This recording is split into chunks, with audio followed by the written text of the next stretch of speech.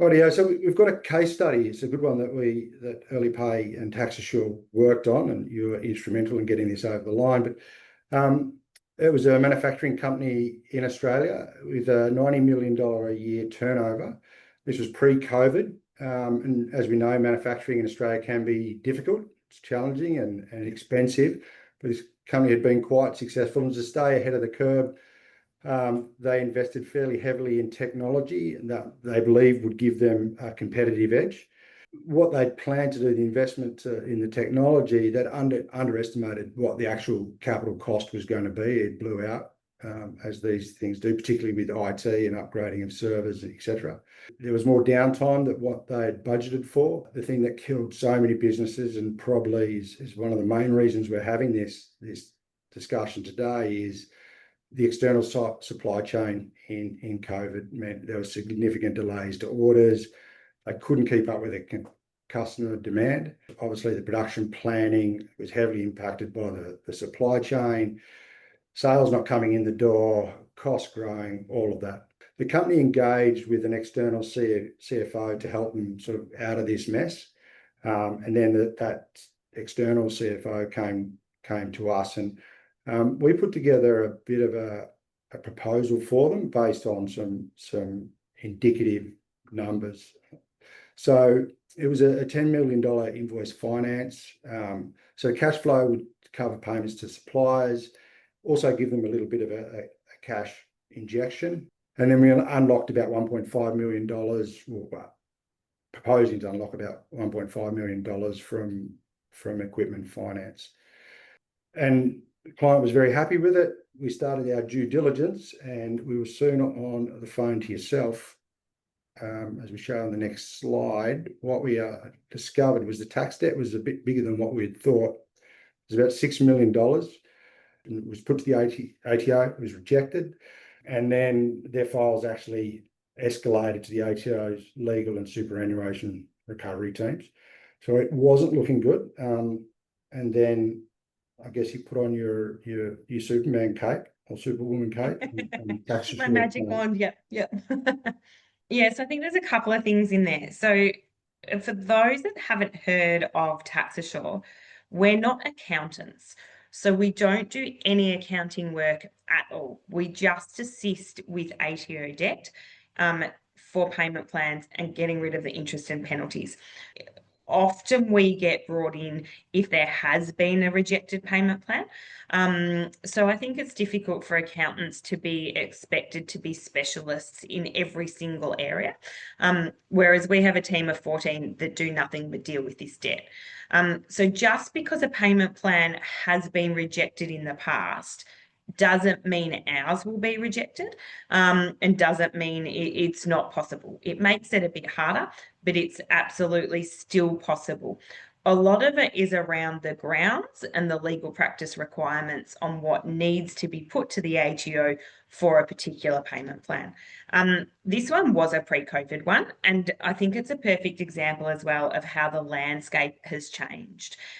So at the moment, the ATO are looking at levels of debt and how much that debt is, and the category of the client as to what sort of payment plan that they will consider. And they look at the past history of compliance and also the ongoing history of compliance.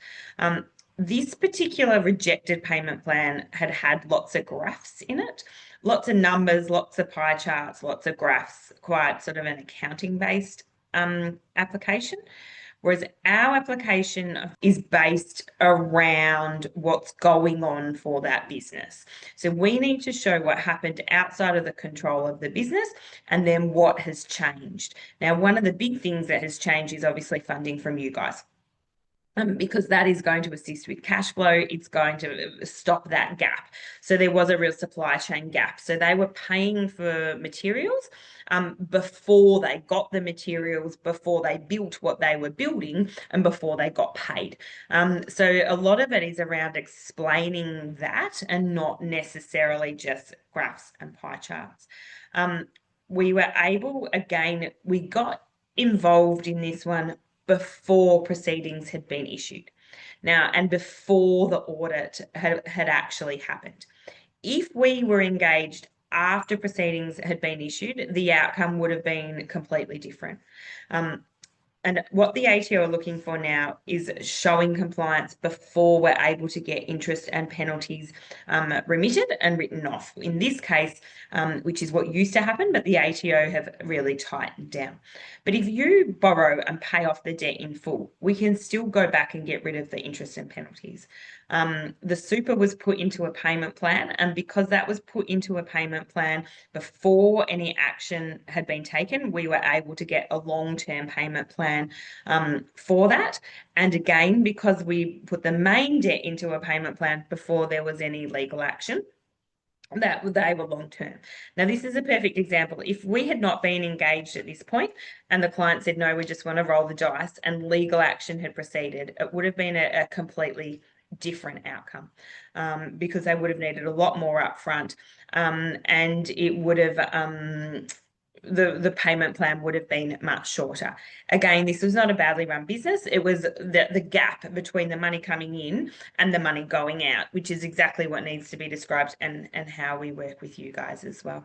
Do you find the ATO is more willing or more responsive to engage with companies like Tax Assure, or is it, do they, I guess it's, a director's coming to them or a financial controller, they don't know the ATO's processes as well? Do you find that they're more willing to engage and you'll get better outcomes?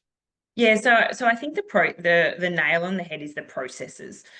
So yes, sometimes people ask if we've got a direct line. I once had a client tell me that they wanted to pay me so I could give them my contact. And I'm like, it doesn't work like that. We don't have a secret phone number. We don't have a direct line. We do know a lot of the case officers because we're dealing with them all the time. But the biggest thing in that is exactly what you said, is understanding the processes. So what are the ATO looking for? What do they need to be able to say yes?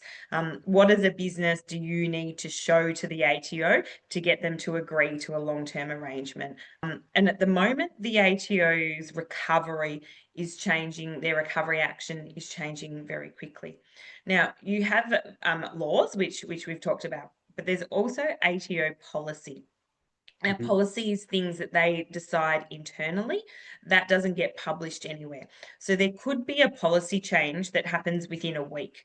So you might have done something that worked 6 weeks ago or 2 months ago or 3 weeks ago, and it doesn't work anymore because of policy change. So a big benefit is, one, we know exactly what they're looking for. We understand the law, we understand the systems, but also because we're at the coalface and knee deep, so to speak, in all of this. So we have to be nimble in what will work, in what won't work, in moving forward and knowing how to get the clients the best outcome. And so a lot of that is not cookie cutter either, because of the change, and every client is so different.